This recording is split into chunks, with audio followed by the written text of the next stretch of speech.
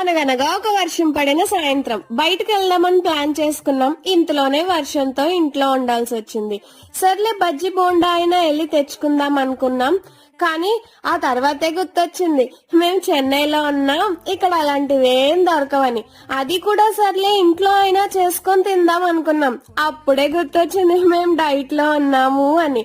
సరే ఇంకా డైట్ లో ఉన్నప్పుడు ఏం చేస్తామని చెప్పి నా కైండ్ ఆఫ్ చపాతీ విత్ ఆలు మటర్ మసాలా చేశాను. ఎగ్జాక్ట్ రెసిపీ అయితే నేను ఇది అని చెప్పను, నాకు ఇంట్లో దొరికే ఐటమ్స్ తో నేనేదో అలా చేసేసుకున్నాను. మా ఆయన కూడా హెల్ప్ చేశారు ఇలా కన్నాలు పెట్టడంలో. సో ఎలా అయితేనే వర్షం పడుతూ అటుపక్క ఇటుపక్క చపాతీ నేను పాముతూ మా ఆయన కాల్చుతూ ఎలాగో మేము ఫుడ్ అయితే ప్రిపేర్ చేసేసుకున్నాము. వర్షం పడుతూ ఉన్నప్పుడే ఫుడ్ ఎంజాయ్ చేసేసాము. వర్షం పడినప్పుడు మీరేం తింటారు నా కామెంట్ సెక్షన్ లో చెప్పండి.